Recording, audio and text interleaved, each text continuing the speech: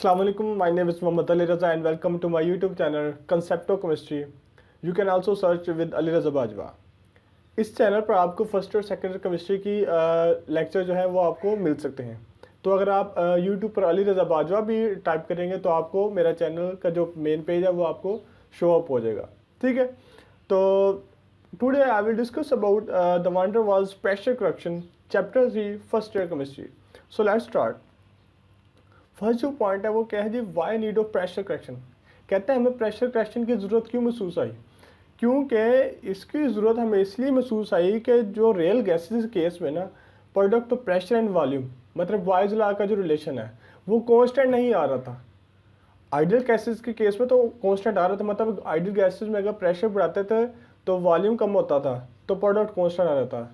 अगर प्रेशर कम करते थे तो वॉल्यूम इंक्रीज हो जाता था तो उससे भी प्रोडक्ट कांस्टेंट आ जाता था। लेकिन रियल गैसेस में ऐसा नहीं हो रहा था।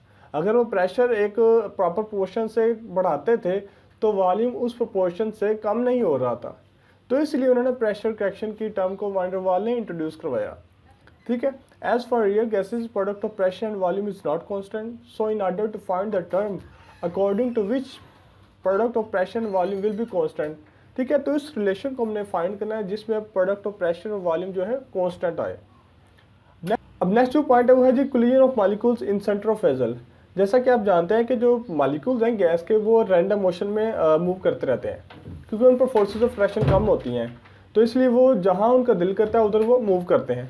तो इस मूवमेंट के दौरान वो कोलाइड करते हैं आपस में भी और विद द वॉल्स भी। लेकिन वो कहता है कि जो मॉलिक्यूल सेंटर पर होता है ना वेजल के, वो वॉल पर फोर्स कोलिजन की फोर्स नहीं लगा सकता। वो क्यों, वो मैं आपको डायग्राम से शो करता हूँ। ये डायग्राम है, ठीक है, सेंटर में मॉलिक्यूल्स है और उसके क्या कहते हैं प्रॉपर डिस्टेंस पर 4 मॉलिक्यूल्स ने सराउंड किया हुआ है, एक ये और एक ये और एक ये एक ये। अब ये क्या कर रहे हैं, ये उस पर क्या कहते हैं फोर्सेस ऑफ अट्रैक्शन लगा रहे हैं। एक उसको इस तरफ खींच रहे हैं, एक उसको लेफ्ट साइड पर खींच रहे हैं, एक अपर साइड पर, एक लोअर साइड पर। अब दोनों जो फोर्सेज लग रही हैं चारों साइड से वो क्या है, इक्वल है और अपोजिट है, जिसकी वजह से ये फोर्सेज जो ये वाली फोर्स जो है इससे कैंसिल होगी, ये वाली फोर्स जो है इससे कैंसिल हो जाएगी। ठीक है, तो इस तरह जो है ये नेट फोर्स जो है वो ज़ीरो आएगी। तो ये जो गैस का मॉलिक्यूल ये कोलिजन की फोर्स लगाने से नहीं लगा सकता। ठीक है, क्योंकि उसको इजाज़त ही नहीं मेरी वो फोर्सेस ऑफ अट्रैक्शन जो दूसरे मॉलिक्यूल लगा रहे हैं उसकी वजह से। As forces of attraction are exerted from 4 sides, so every 2 opposite forces neglect others, so net force मतलब जो टोटल फोर्स है, टोटल अट्रैक्टिव फोर्स है वो क्या है, ज़ीरो है। And in result no collision with wall will occur. ठीक है, जिस तरह टग ऑफ वार में होता है, एक टीम राइट साइड पर होती है, एक लेफ्ट साइड पर। अगर दोनों बराबर फोर्सेस लगा रहे हैं अपोजिट साइड से तो वो जो दरमियान में क्या कहते हैं रस्सी का निशान लगाया होता है, ठीक है, विनिंग के लिए, तो वो क्या है कांस्टेंट रहता है, एक ही जगह पर स्टिल रहता है। तो ये सेम रीज़न इधर ही है कि अपोजिट फोर्सेस निगलेक्ट कर रही होती हैं एक दूसरे को और वो जो मॉलिक्यूल है दरमियान में वो उधर ही रहता है। ठीक है, तो इसी रीज़न की वजह से जो सेंटर में फोर्सेस ऑफ कोलिजन क्या है अकर नहीं होती। अब नेक्स्ट है जी, अगर सेंटर में कोलिजन नहीं होती तो फिर किस जगह पर कोलिजन हो सकती है विद द वॉल्स। तो वो हम देखते हैं, वो कहता है जी कोलिजन नियर द वॉल। कहता है अगर कोई मॉलिक्यूल नियर द वॉल है तो उधर क्या है वो कोलाइड कर सकता है।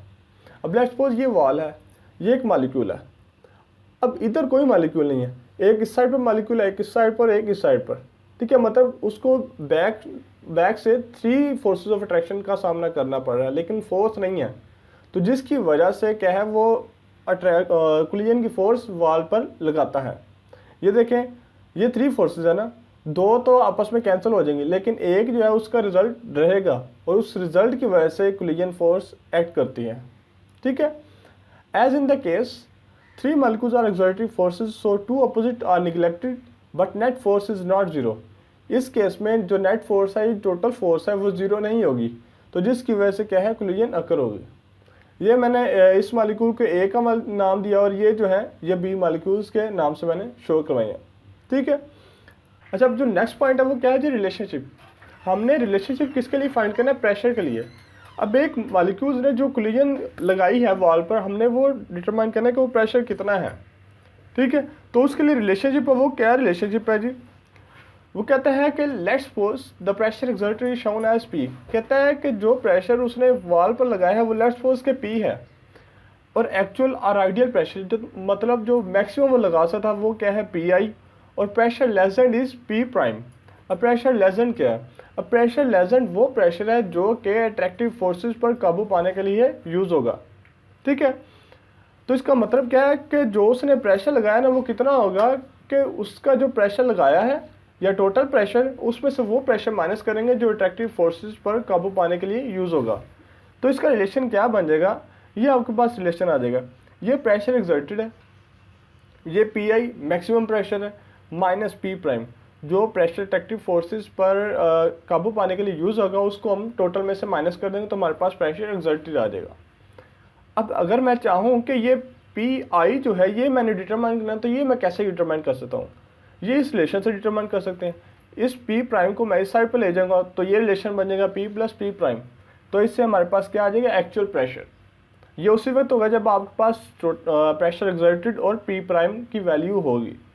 ठीक है, अब हमारा मेन ऑब्जेक्टिव अब क्या है कि हमने ये पी प्राइम डिटरमाइन करना है कि कितना प्रेशर या पार्ट ऑफ प्रेशर यूज़ हुआ है फोर्सेस ऑफ अट्रैक्शन पर काबू पाने के लिए। ठीक है, अब अकॉर्डिंग टू बॉयज लॉ क्या है, अब वो कहता है कि एक लाइन लिखी हुई आपके टॉपिक में, वो क्या है, वो कहता है कि अगर वॉल्यूम इंक्रीज होता है ना तो फिर क्या होता है कि part of pressure for 1 mole of gas use for attractive forces decreases. अब कहता है कि वॉल्यूम अगर इंक्रीज होता है तो वो प्रेशर जो कि अट्रैक्टिव फोर्सेस पर काबू पाने के लिए यूज होता है वो कम हो जाएगा, ये वाली टर्म पी प्राइम। अभी लेट्स सपोज ये कम करते रहें जीरो हो जाएगी, तो फिर क्या हो जाएगा, P I is equal to P हो जाएगा, मतलब जितना मैक्सिमम प्रेशर लग सकता था वो लग रहा है। ठीक है, तो ये बॉयज लॉ के रिलेशन से हम ये कह सकते हैं कि जब वॉल्यूम इंक्रीज होता है तो प्रेशर कम होता है, क्योंकि बॉयज लॉ रिलेशन से ही हम देखते हैं कि प्रेशर और वॉल्यूम जो है इन्वर्सली प्रोपोर्शन है। ठीक है, अब pressure decreases as volume increases according to Boyle's law, जो कि मैंने पहले आपसे डिस्कस कर लिया। अब रिलेशन फॉर प्रेशर कि पी प्राइम हम कैसे डिटरमाइन करेंगे, ये उसने एक रिलेशन दिया है पी इज इक्वल टू ए और वी स्क्वायर। ठीक है, ये वांडर वाल ने इंट्रोड्यूस करवाया। अब ये रिलेशन क्या शो करता है, ए जो है ना ये अट्रैक्टिव फोर्सेस को शो कर रहा है, वी जो है वॉल्यूम। अब ये प्रोडक्ट क्या है, कांस्टेंट रहना चाहिए।